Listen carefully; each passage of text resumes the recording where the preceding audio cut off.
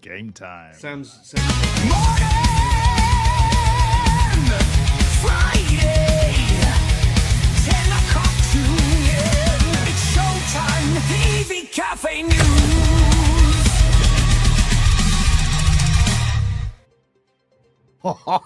Do you know what? That theme tune never disappoints. Ever. Love that. Do you love that theme tune? Anyway, whatever. Welcome to the news and views with the EV Café. 30 minutes of what's happening in sustainable transport with expert analysis from the EV Café crew.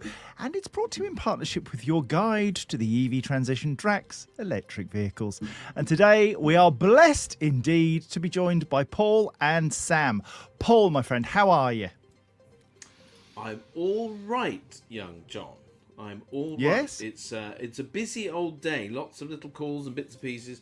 It's been a rocky week, I would suggest. But, you know, my dear mother achieved the milestone of 85. So, there we go. Life Did you go down and celebrate? Yes. Excellent. Yes, we did. We went for a lovely Thai meal in the beautiful city of Bath. Excellent, excellent. And Sam, how have you been on your lonesome? Because Sarah's on the Europa rally, so you'll be like a lost teddy bear. No, not quite. Yeah, very busy week, John. Yeah, don't know where it's gone. I can't believe it's Friday already, and I don't feel like I've left my desk yet since Monday morning. But there we are. Oh. Yeah, it's been busy. Been very, very busy. However, it is time to grab a cuppa and plug in to what's been happening in clean transport this week. And coming up, a study reveals that dynamic EV charging pricing increases public charging use. Sam, we're going to come to you first for your wisdom, but I'm pretty sure Paul will have something great to add as well. There's flawed hybrid data has apparently been used, which may stifle UK EV sales and propagate pollution with the ZEV mandate extension to 2030 to 2035 for hybrids. We'll go to that story in a little while. And Paul, I'm going to come to you for that one. Electric trucks achieve parity on the total cost of ownership with diesel. This is in theory at least. And Sam, I'm going to come to you for that because I'm not sure it's the most robust analysis, but it's interesting in terms of the indication of the direction of travel. And then finally, scientists have made a groundbreaking discovery that could make drivers old electric vehicles like new. It reverses science, and it is quite remarkable. Paul, I'm going to come to you for that one, and honestly, you got to hang around for that one because it's bonkers. Looking forward to that. It's honestly, it's brilliant. Anyway, we've got something to do which is really important, the EV Café commercial clap, where we highlight innovation and new things in our industry. The commercial clap from the EV Café. Innovation applauded. Got a sneaky feeling that I need to update that tune a little. It's incongruous. It doesn't quite work with the intro that we've got, which is a bit heavy metal and come on. So anyway, we'll work on that during the week. But let's chat about First Bus, introducing repowered electric buses. Solent from First Bus has introduced 4 newly converted electric buses into service in Portsmouth, Fareham and Gosport. The repowered diesel vehicles have been fully refurbished to a near new standard and converted to electric power, delivering more environmentally friendly travel for passengers. The news comes after they bought 62 new electric buses for Portsmouth, Fareham and Gosport in partnership with Portsmouth City Council and Hampshire County Council. That, my friends, is proper sustainability. Taking grotty old diesel buses, reworking them and making them gorgeous and electric. And in associated breaking news, First Bus has joined the PowerShare Power Network, a depot sharing program, and that's great news for Neil, Pam, Laura and the Power Rangers, so that gets a clap. Next up is a friend of the show, somebody we've done a podcast on, Renee Rogers, and the Ono Driver First Incident Management Platform. Renee set this up and has announced its first Australian fleet user, signalling strong international demand for its digital approach to accident reporting and risk management. Yes, I did ask for that picture specifically. This built specifically to tackle the inefficiencies of traditional incident reporting. You know, we get to swap details and send it off to the insurance. They send you back a form. You do a little sketch, all that stuff.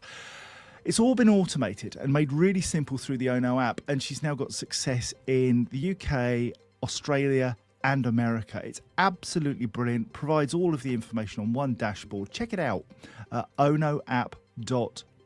And I know Renee has put the last 2 or 3 years of her life into this. Every penny she's got, she's absolutely making this work, and I'm so pleased for her.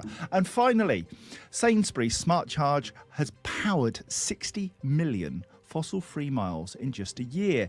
Smart Charge, the ultra-rapid EV charging network developed by Sainsbury's, has hit that landmark achievement. That's not just a feel-good stat. It translates into 10.71 million kilograms of CO2 emissions not released into the atmosphere. A win for drivers and an even bigger win for the planet. They've got 650 ultra-rapid charging bays in 78 Sainsbury's locations. That is just phenomenal. When others are just making token efforts, Sainsbury's have really got behind this, and I'm very, very pleased for it. Right, okay, should we do some news? Please, Yeah. please, Go may on, I then. do some breaking news? Oh, breaking news. We like breaking news, Paul. Go. Little bits of breaking news. I just wanted to share it because OZEV have confirmed that the government is making it easier to switch to zero-emission vehicles by bringing driving licence rules for heavier zero-emission vehicles. These are the 4.25-tonne vans in line with their petrol and diesel equivalents. These changes will come into force on June the 10th. Until then, the rules will continue to apply. But basically, what it means is that they have finally put into law, which will, as I say, come into force on the 10th of June, that B category licence drivers, licence holders, will be able to drive 4.25-tonne vans without any training. They will also be able to tow as per the same rules for 3.5-tonne vehicles. In other words, up to a gross maximum authorised mass, the two elements together, of 7 tonnes, which is all good news and movement forward for electric vans. And we love a bit of forward movement for electric vans, don't we, Sam? Saw you there nodding off. Behave yourself. 3 times Guinness World Record holder. Right. Let's get on with the news. The Energy Research Institute Centre for Net Zero has conducted a trial revealing dynamic pricing incentives increase public electric vehicle charging during periods of abundant renewable energy. Working in partnership with charging network Electroverse, the randomised control trial Batteries on Wheels Incentivising Smart Electric Vehicle Charging Demand in Public Settings, snappy title, evaluated responses among 110,000 drivers across Britain to national plunge price events. Here's the detail. A 40% price reduction at participating charge points led to a 117% increase in EV charging across the whole charging network. A smaller 15% discount still increased charging demand by 30%. By passing on cheaper wholesale electricity prices, EV drivers without access to private charging at home were able to cheaper than petrol cars it found. Sam, this is really interesting. Dynamic pricing.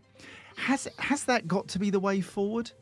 Yes, I think it has. And I think this is really interesting, John, for many reasons. Firstly, Electroverse or the Octopus brand themselves are not, this isn't new news to them. They've been doing this sort of dynamic and plunge pricing in the utilities at domestic accounts like mine for many, many years now. So this is something that their customers are used to seeing when it comes to energy consumption at their house level.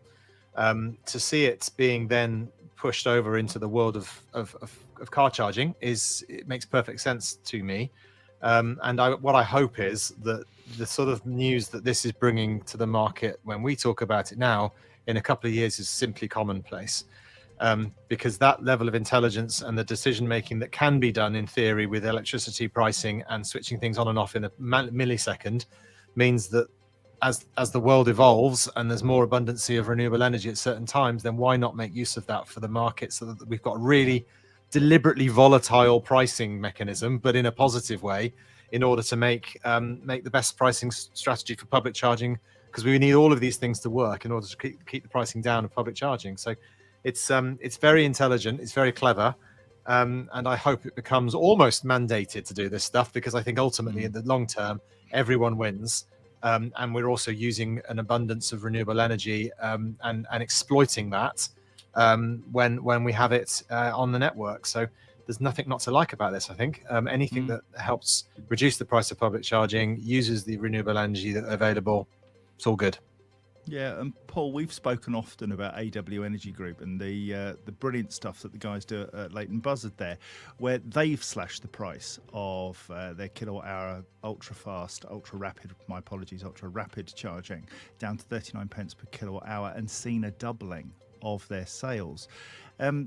We are price sensitive, aren't we? Whether it's consumer or business, price matters. Yeah, absolutely. And AW Energy, I think, have more than doubled their sort of output of energy and are way beyond all of their wildest dreams by just pricing it at a sensible price for them. And what I was talking with somebody else that's going live with a charging hub just yesterday. And they are all over this kind of idea of changing the prices and plunge pricing where possible and advertising these facts, because the bottom line is it addresses and it addresses the sort of challenge around equitable pricing between, you know, where you have control of your own energy and where you don't, and also, you know, that charging on the move shows it's possible. You know, you've got Mylance doing the same thing with their truck charging depots at I think it's 40 pence plus VAT per kilowatt hour. So we're seeing that. And also, Sam, to your point about mandating, I don't think we'll need any mandating. I know that you're not a fan of legislation, so I was surprised to hear you use that phrase mandate, because at the end of the day, competition will mandate that this needs to happen. You know, so if everybody else is dropping the prices at the key times, everybody's going to look to do that in the best possible way. So my expectation is we won't need any mandation, because the competition and people adjusting the prices will dictate where people will charge, and that's going to be the good thing. At the moment, it's been just I can only charge there, but soon you'll have options and people will choose the best place to charge. Yeah, that's true, but sometimes the market needs a bit of a nudge, though, right? I mean, using a couple of examples in the past, CPOs need to have at least one roaming party. CPOs must display contactless pricing as part of legislation. So these are good things that people would have done anyway, but by giving that nudge, it means that everyone's done it faster and done it because it's law. So if there are elements by which we can give the market a nudge to make things happen, it means that things happen faster and we get stuff done. So I think that's why I use that phrase, because it helps just to push things along, because we haven't got time to let things operate like this organically. We need to crack on with this stuff. And so if there's any levers that can be legislatively pushed along to get everyone to do it, then I think it's a positive thing for expediting energy. Helpful.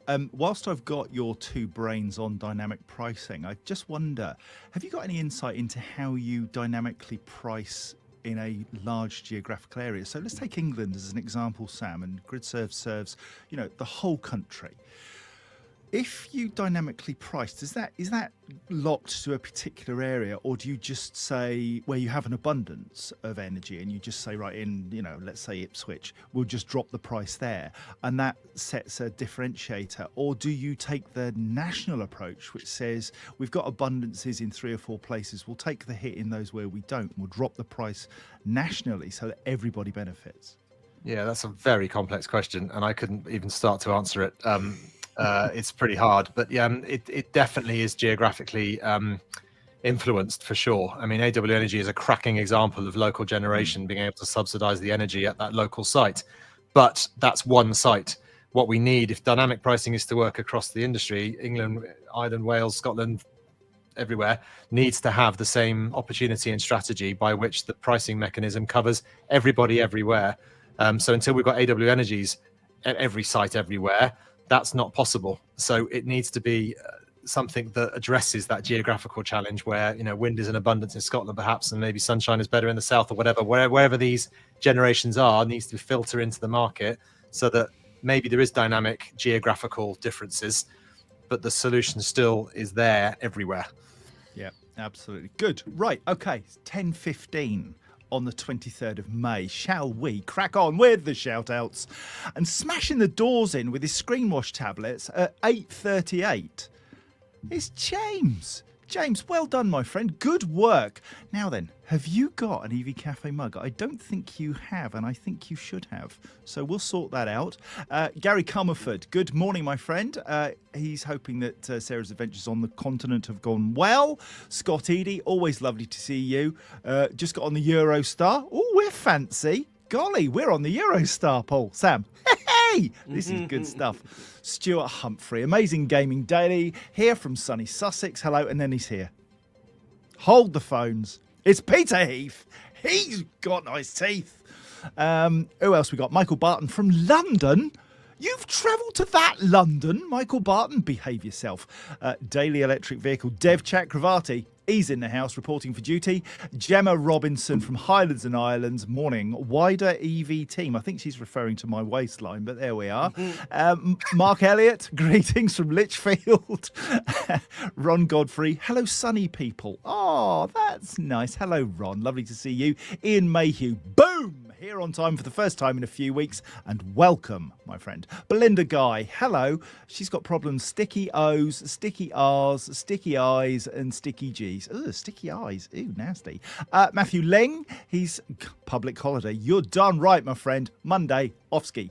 Martin Sweeney, good to see you. Tom of the Central Dyke of Europe car, he's here. Morning from sunny Eastbourne. Lulu O'Hagan, she of the bonbons. Good to see you. Danita Brewer, hello, hello, hello. Lloyd Allen, Bristol, he's 8 out of 10 this week. That's good to see, because we clearly heard in the early introductions that it's been a tough week. So 8 out of 10, we'll have some of that. Thank you very much. Jennifer Smith, bonjour, bonjour. I hope you are well. Laura Huswick Wilkes, she was mentioned earlier. The power share at First Bus. Congratulations to you. And so is her sidekick, Pam Hanlon. She's in the house. Ash Bannister, greetings to you. Old Two Mugs himself. And somebody new, Iram Shaheen. I don't think we've seen you, Iram. Welcome. Good to see you. Renee Rogers is in the house. What? She's in the Oh No house. Queen. She's in the house. Lovely to see you. Hey, gorgeous Renee. Okay. Keep it calm, Iram. Keep it calm, my friend. Rob Morris. Good morning to you. Who else we got in the house? I think. Do you know what? Rob Dustin's here. He got here at 10:16. Thank you kindly. And Scott Eady missed something, which is very unlike Scott. 10:17. 3 stories. Let's go. The government's decision to permit the sale of hybrid-powered vehicles post-2030 has the potential to increase carbon emissions and stifle the sale of EVs, according to a leading transport sustainability group. Following the review by Labour into the ZEV mandate, a set of rules set out to get shot, basically, of internal combustion engines, and to increase the number of EVs that are on sale. Full hybrid and plug-in hybrids have now been allowed till 2035. However, the European Federation for Transport and Environment says that the decision to consider plug-in hybrids and low-emission vehicles, as low-emission vehicles and thus suitable to be sold after 2030, was based on what it describes as flawed data that dramatically understates the true emissions of PHEVs. Recently, it was highlighted that emissions data for plug-in hybrids on WLTP test cycles were largely unrealistic and not representative of what most buyers achieve on the roads. Transport and Environment says that on average, the real-world emissions of a plug-in hybrid are typically 3.5 times higher than what we would see in the official figures. Now, Paul, I'm coming to you for this. We've known this for some while, that WLTP is a bit bogus. But is the government playing politics to keep vehicle manufacturers on side and just accepting that EVs still have a bit of way to go to really get acceptance? I have to be honest, I'm slightly confused at this report because it starts talking about hybrids and the allowing of hybrids beyond 2030, and then moves over to talk about plug-in hybrids. Yeah. And the data is flawed by plug-in hybrids. So I'm not sure the report is following logically, but the reality is, what we know is that WLTP is flawed in real world terms. So any data that we provide and we look at, we should always factor in this difference. I mean, the world of vans is a slightly different world where we've only really got one, maybe you would argue two, hybrid sort of style of vehicles, plug-in hybrids, although there is one or two pickups sort of coming to market. But in the world of cars, you know, allowing hybrids beyond 2030, I'm not sure is going to make a big difference. 80% of all of the vehicles will be electric or zero emission by 2030 by default anyway. So, and I think the technology will have moved so far past the likelihood of a plug-in or a hybrid or a plug-in hybrid that we will see very little effect of this. So, yes, it's news, but I think, you know, we're really talking about the very thin end of the wedge at the end of the day beyond 2030, and I'm not too sure. I almost feel like it's just a story for a story's sake, if I'm honest. Yeah, I guess. But then, Sam, you're not a big fan of hybrids and plug-in hybrids, and certainly my experience of plug-in hybrids is that the vast majority of people still don't plug them in and just carry around the battery for giggles. Yeah, I'll agree. I agree with everything that Paul said, apart from the last sentence. I think that it is not for the sake of just putting a story out, because the more that we keep telling people that hybrids don't work, the more they're going to recognize the fact that they are fundamentally flawed. So I think, even though it sounds to us like it's a broken record, to the wider public, we probably need to keep this messaging going, so that people understand that there is a degree of inaccuracy in how these things operate. Personally, this time of year, I like to have the windows down. It's summertime. There's nothing more annoying than sat there watching a plug-in hybrid with the exhaust pipe pluming smoke out the back, probably because the air conditioning's on. Meanwhile, the stop and start diesel BMW next to me, engine turn on as the lights go green. It's just, these things now irritate me, and I'm conscious of them. So if we keep pushing that rhetoric that other people find that irritating, I don't want to breathe in your fumes, thanks very much, even if you are in a hybrid, then we'll get the message out there eventually. There are many things I would go out of my way to do to irritate Sam, but driving a diesel isn't one of them. That's a relief. Right, let's get on. 1022. Electric trucks are already becoming a cheaper option than their diesel equivalents when comparing lifetime costs, a new study suggests. Researchers compared the total cost of ownership of commercial vehicles, including purchase price, fuel, electricity, and maintenance over the lifetime of a vehicle. They found a tipping point where zero-emission vehicles become the cheapest option has already been reached in some countries. Lead author Dr. Amir Akhtar from Exeter's Global Systems Institute said in some regions and vehicle categories, such as heavy and medium duty trucks in China and vans in India and China, electric vehicles are already cheaper over their lifetimes than their diesel counterparts. In other regions, cost parity is expected before 2033. The researchers use real-world data and detailed models to assess the current situation and compare the effectiveness of policies. Regulatory policies, particularly zero-emission vehicle mandates, but also fleet-wide emissions reduction standards, are generally the most effective way to get electric trucks on the road, Dr. Akhtar said. Now then, Sam, would you agree? We spoke about legislation earlier and its important role. More so than grants and subsidies, do you think? Yeah, this is an interesting one about total cost of ownership with trucks. I'm going to be a little bit naughty and just sneak out something I shouldn't. But this article's interesting because they are saying cost parity on total cost of ownership is there in a world like China, where I don't know, you take a bit of a pinch of salt because you don't know where the data's coming from, you don't know how controlled that environment is, it doesn't necessarily reflect in the global real world.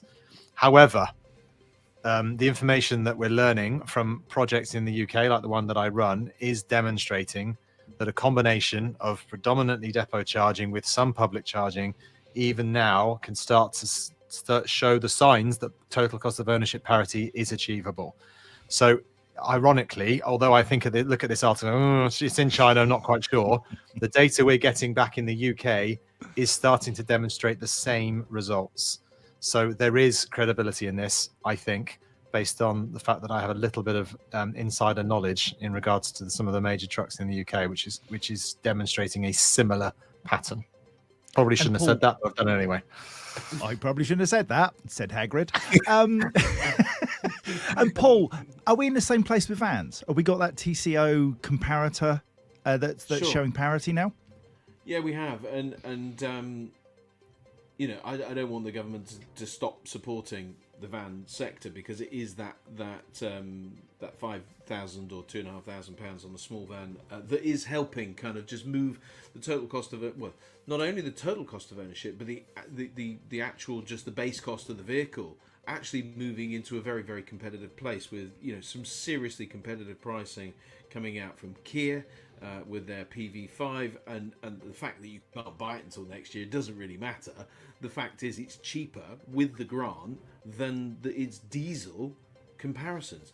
Equally, the Renault Master, and I mention this a lot because, and it's not because I'm a particular fan of that vehicle over all of the others, but they have come with a really aggressive list price, and also they're backing that up with really competitive contract hire figures. And we are seeing contract hire figures that are very, very reasonable across, you know, a number of electric vans. Some are deals and some are, you know, just regular costs. So across the piece, we're seeing a really good space, a really good price in that space. What we've also noticed, and the report goes on to say, that the actual cost of the lithium iron phosphate batteries that are typically chosen for trucks in particular have dropped by 86% over the last sort of 10 or 11 years. Well, that is beginning to sort of find its way in, and that's further exemplified by picking up India and China, where the prices of everything is a lot less, and we are obviously paying some premiums and tariffs and all of that sort of stuff. So it is good news, and there is a lot of positive things, and there's a lot of reasons to be looking at both electric trucks and electric vans, because the price is getting far more competitive than ever before. Looks like Sam's coughing a lung up there. Are you all right, mate, or should we send a paramedic? Yeah, I'm talking too much. said My that throat before. can't handle it by the end of the week. I'm already struggling. Right, 1027. This is the mind-blowing story. Get your heads wrapped around this. The University of Chicago researchers discovered a new type of material that has the potential to restore old EV batteries to perform like new again. The newly developed materials respond uniquely to electricity, heat, and pressure. I'll explain more. The newly developed materials expand under pressure. They get bigger under pressure. They shrink when heated and expand when crushed. The materials exhibit zero thermal expansion and negative compressibility properties and expand when other materials shrink. This is challenging existing practice where heat expands and pressure shrinks. One of the most promising applications is EV batteries. They believe the development could reset aging EV batteries and revive them to their original performance. This means that an EV with an old battery could reach approximately its original range before needing a change, even after many years of being on the road. Wow, science that goes backwards and does what you know. Heat shrinks. What's going on, Paul? Does heat shrink you at all? Listen, Makes them bigger, doesn't it? I have no clue about science, but I'm going to take you back to something that I did at a certain period of my life, where we had batteries for things. We couldn't plug anything in, so we only had batteries. And the batteries would get to the sort of the end of their life, and then you would bang them on something, and it would trigger. I don't know. You get a little bit more energy out of it. So Yeah, stick them on the radiator. Same but thing. that's Yeah. it. I don't know what you did, but you did something, and you got a little bit more life out of it. So I don't think it's quite the same thing. But the reality is that science can do some incredible things, and if somebody can think it, there are people out there with all kinds of nanotechnology and all sorts of things that are happening at a pace of change. The reality is nothing surprises me, because there are some incredible minds out there that can achieve incredible things, and when we focus on the things that we have that are the biggest challenges, we come up with solutions. And that's what I love about the human race, is that we come up with this. So I'm perfectly happy to believe this. If my stupid mind can bang a battery 20, 30 years ago, get a little bit more life out of it. Somebody's kind of taken my rudimentary practices and developed them because they're cleverer than me. Goodness, banger battery. So many opportunities, but It I have wasn't a in filter. a car, by the way. It was in a radio. John, I've got 2 points, quick ones. One is there's only one person that I need to ask about this news article, and that is, of course, Dr. Ewan McTurk, and I will be, because I'm intrigued by what his response will be to this, because if anyone knows the answer to whether this is plausible, it will be him. The other thing which makes me wonder is, what do the OEMs think about this news story? Because if vehicles are starting to re-energize themselves over time, that's going to slow down the sale of new vehicles. That's probably quite terrifying. So I just love to know how that might influence things in the marketplace. Sam, they're bound to poo-poo it then, aren't they? John and I spoke with Gia Enso this week, and he's come with a battery, with a tyre that lasts longer and costs less, and therefore pollutes less. So because he's legacy doesn't have to kind of keep a machine rolling, he can just kind of quietly replace 2 billion tyres a year, whereas Michelin have got to either grow or shrink, or Bridgestone of da-da-da. So the legacy people, they have a much harder job to adopt this kind of new technology, and I think this could have real legs and cause, as you say, a big headache for the current OEMs. Be really interested to hear, Sam, what Dr. Ewan McTurk has to say on that story. Thank you both very, very much. It's great to see that Scott Eady is back on UK soil. Thank goodness, mate. I'll sleep well tonight. If you have any clean transport PR or news stories you'd like us to cover, please send them to us at hello@evcafe.org. Until next Friday, it's goodbye from me, and it's goodbye from them. This has been an EV Cafe production. Other sustainability news services are available, but this is just fodder! The EV Cafe is truly blessed to be partnered with the AA, Webfleet, Europcar, Iveco, Spiri, Schneider Electric, Dynamon, EV Blocks and AW Energy, with the EV Cafe supporting the transition to clean transport, powered on the news by Drax Electric Vehicles. Enjoy your bank holiday weekend, everybody. Get with family. Do the things that you love. And until next Friday, we'll see you. Bye.